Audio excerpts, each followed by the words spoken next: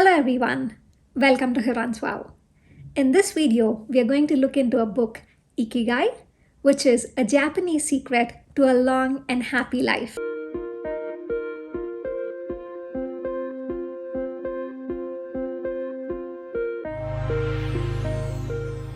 If we look into the dictionary meaning of Ikigai, it means it is a reason for one's being. It is a sweet spot where one's passion, beliefs, and values meet while doing a particular task. The people who live life identifying and practicing Ikigai are considered to be one of the most happiest and long-lived people in this planet. Are you someone who is determined in living a healthy and joyful life?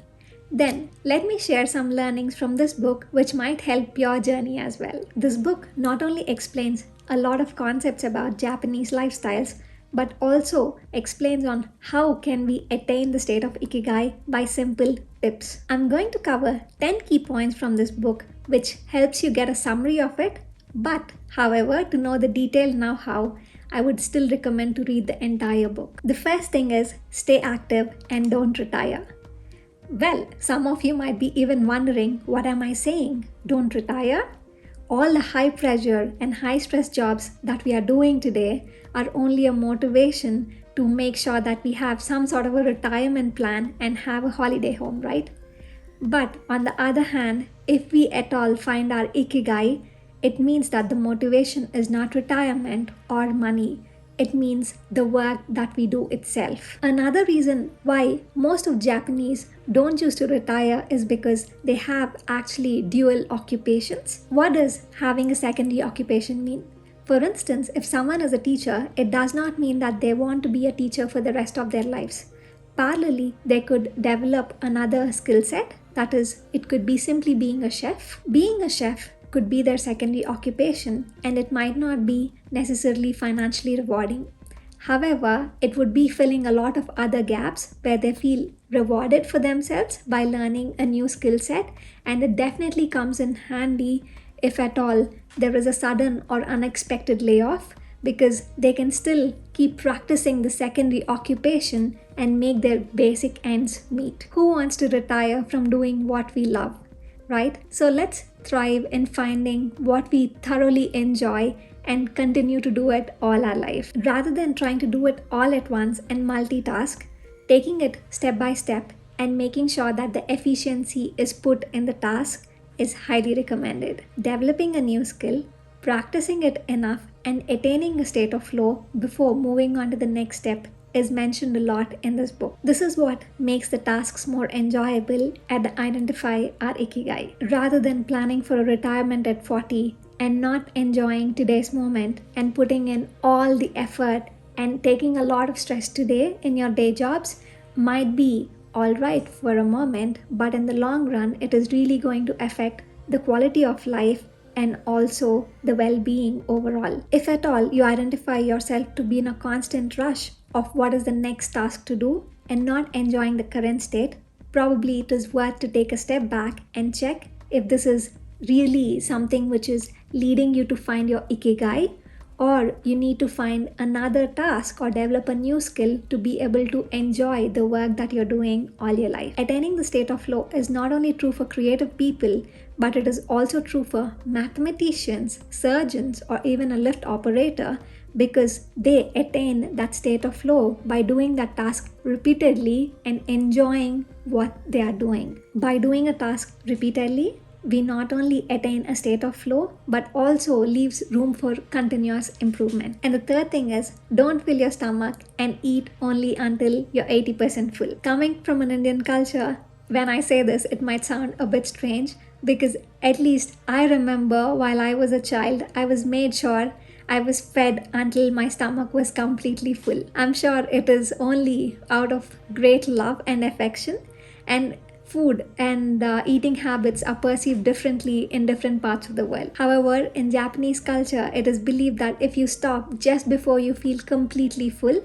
it leaves enough room for digestion, and also the metabolism is well maintained. By this, it doesn't mean just reducing the portion sizes, because if we are only shrinking the portion sizes, we might not even get the required nutrition. It is about having a plate full of different variety, a balanced diet but still having just enough of everything. Most Japanese meals include even desserts. Yes, that's true. Their desserts, however, are not high in sugar and they have a good moderation of everything. The fourth thing is surround yourself with good friends. In this book, they mention the value of having good and trustworthy friends on top of having a wonderful life partner. Especially because Japanese live a long life, it is very important that they have a fine balance. If one of the partners is no more in this world, it would be very difficult for them to navigate in their day-to-days. That's the reason they highly recommend to have a strong social structure where they have another support system apart from their life partner, let alone. Also, Japanese believe that for a happy and a long life, friendship plays a vital role. Some of them even have routines where they just walk to their friend's place in the neighborhood, have a cup of tea in the evening, and get back to their rest of the day. Even this little social interaction has a huge difference in their overall well-being because they have a sense of belonging to a community and still have a life of their own. And the fifth one is to get in shape for your next birthday. Yoga and Tai Chi, which originate from India and China, are very well known in different parts of the world. It wouldn't be a surprise to see a lot of Japanese practicing yoga and Tai Chi.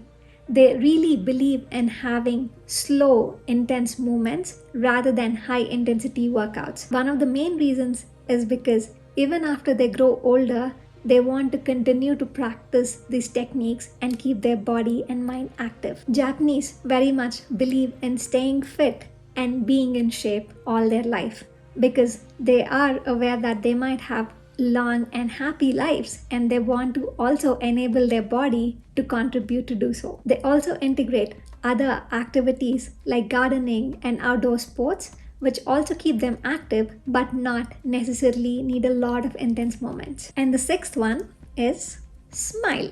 Yes, just smiling with a graceful attitude. There are some very interesting examples of few older people where they have this as a part of their daily routine. Imagine the kind of vibrations it creates when someone is just stepping out to say bye and wish you a good day. And the seventh one is reconnecting with nature. Gardening, growing our own food, and taking walks not only helps us in maintaining a healthy lifestyle, but also helps us stay much closer with nature. And why is it so important to stay closer to the nature? Because it helps us reduce our cortisol levels and calms us down. During the evolution of the human race, earlier we had high amounts of cortisol when we had some enemy attacking us because there was a clear life threat. But today, in our lifestyles, we still have cortisol, not in high levels most of the time, but in small doses continuously, which is even more harmful. Therefore, disconnecting from the current busy lives and notifications and social media and just being calm and reducing our anxiety is very important to balance our hormones and our overall well-being. Well, without even having to mention, I think most of us know that stress is a major inducer for a lot of health issues. So it is best that we stay out of it as much as possible and help us revive from it if at all we are soaked in high amounts of stress. And the eighth thing is giving thanks to ancestors, family, and practicing gratitude. While maintaining healthy boundaries, still constantly reminding ourselves about all the effort that our parents and ancestors have put into bringing us up. Practicing gratitude and being grateful for everything that they could provide us is very essential. The ninth one is live in the moment. Today is all you have. Even while I was preparing for this script or while I'm doing this video, I'm enjoying every minute of it. Identifying those things that help us feel alive right now and let us enjoy the tasks that we are doing is very essential because today is all what we have. Another question that I keep asking myself quite often is, if this is the last day of my life, is this how I'd be spending it? And if the answer is yes, then I'm doing the right task. If it is no, I definitely make sure that I recheck and rebalance my day. And the 10th one is follow your ikigai.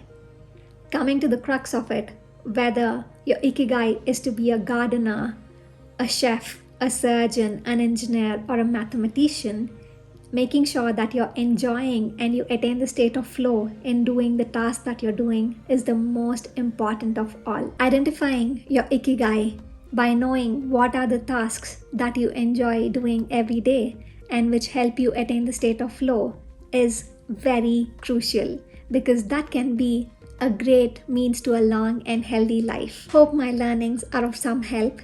Do read the book and pave your path to identify and follow your own ikigai. I'm attaching the free link of this audiobook, which is available on YouTube. Do let me know if you already know what your ikigai is in the comment section. Please do subscribe for more content, and thank you so much for watching.